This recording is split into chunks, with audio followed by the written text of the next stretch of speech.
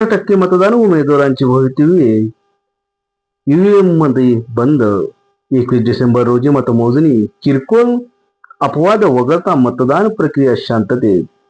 तिन्ही नगरपालिकांसाठी मतदारांचा उत्स्फूर्त प्रतिसाद. जालना जिल्ह्यात भोकरदन, परतूर, अंबड या नगरपालिकांसाठी मंगळवारी 2 डिसेंबर रोजी मतदान प्रक्रिया शांततेत पार पडली.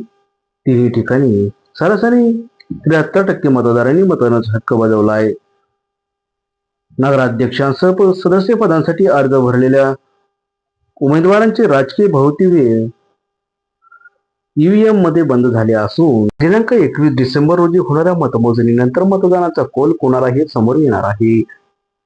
तसेच नगरपालिका निवडणुकांमध्ये महायुतीत मित्र पक्षांना बाजूला ठेवून भाजपने तिन्ही पालिकात स्वबळ आजमावले आहे. अंबडमध्ये महाविकास आघाडी एकत्र आली असून इतर पक्षांनी स्थानिक पातळीवर परिस्थितीनुसार आघाडी युती करून निवडणूक लढवण्याची पसंती दिली आहे. मुख्यमंत्री देवेंद्र फडणवीस, उपमुख्यमंत्री अजित पवार, काँग्रेसचे प्रदेशाध्यक्ष हर्षवर्धन सपकाळ यांच्यासह इतर बड्या नेत्यांच्यासह सभा झाल्या.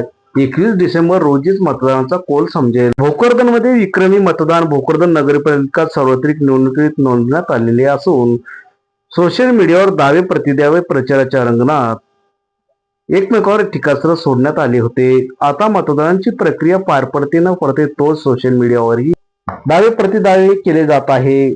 असे झाले मतदान. भोकरदन, परतूर, अंबड या तिन्ही शहरांमध्ये मंगळवारी 2 डिसेंबर रोजी सकाळी 7:30 वाजण्याच्या सुमारास मतदान प्रक्रियेला सुरुवात झाली. तर सकाळी 7:30 ते 9:30 या कालावधीत जिल्ह्यात 9.49% मतदान झाले होते. तर 11:30 वाजेपर्यंत 22.96%, दुपारी 1:30 वाजेपर्यंत 38.22% मतदान झाले असून 3:30 वाजेपर्यंत सरासरी 54.19% मतदानाची आकडेवारी गेली होती.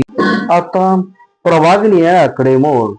मतदानाची प्रक्रिया शांततेत पार पडली असून यात मतदान प्रक्रियेनंतर उमेदवारासह कार्यकर्त्यांनी आकडेमोड सुरू केली असून विजय आपला तसा दावाही देखील केला जात असल्याचे वेळ दिसून येत आहे. परतूर मध्ये 70%, अंबड मध्ये 76%, भोकरदन मध्ये 75% ही जालना जिल्ह्यातील अंतिम टक्केवारी आहे. निवडणूक विभागाचा भोकरदन मध्ये भोंगळ कारभार. भोकरदन येथील नगरपालिका निवडणुकीसाठी मंगळवारी झालेल्या मतदान प्रक्रियेत निवडणूक विभागाच्या नियोजन शून्य कारभाराचा फटका वेळी मतदारांनाच नव्हे तर लोकप्रतिनिधींनाही बसला असून मतदान प्रक्रिया सुरू असताना 3 केंद्रावरील मतदान यंत्रात वेळ बिघाड झाल्याचे पाहायला मिळाले. मतदार याद्यांमधील गंभीर चुका मतदारांच्या त्रासाचे मुख्य कारण ठरल्याचे पाहायला मिळाले.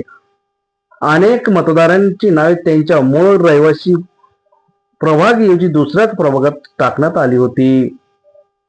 प्रभाग क्रमांक 1 चे मतदान केंद्र आलौदा उर्दू हायस्कूल येथे होते, तर मात्र प्रत्यक्ष येथील मतदान केंद्र पोस्ट ऑफिस परिसरातील जिल्हा परिषद शाळेत असल्यामुळे मतदानात चक्रा माराव्या लागल्या.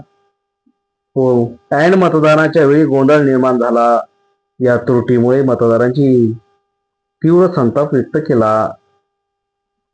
वयोवर्धांची हेळसांड. या केंद्रावरील खोली क्रमांक यांचा स्पष्ट उल्लेख नव्हता.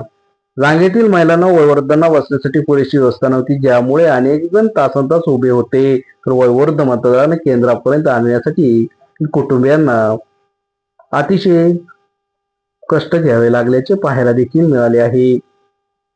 यांनाही बसला फटका. प्रशासनाच्या या गैरकारभाराचा फटका राष्ट्रवादी काँग्रेसचे शरद पवार गटाचे माजी आमदार चंद्रकांत दानवे व त्यांच्या कुटुंबियांनाही बसला आहे. मतदानासाठी जिल्हा परिषद शाळेत पोहोचल्यावर त्यांना स्वतःचे नाव आणि मतदान केंद्र शोधण्यासाठी 3 खोल्यामधून माघारी यावे लागले. कर्मचाऱ्यांकडून पडताळणी केल्यावरही त्यांना बोध सापडला नाही.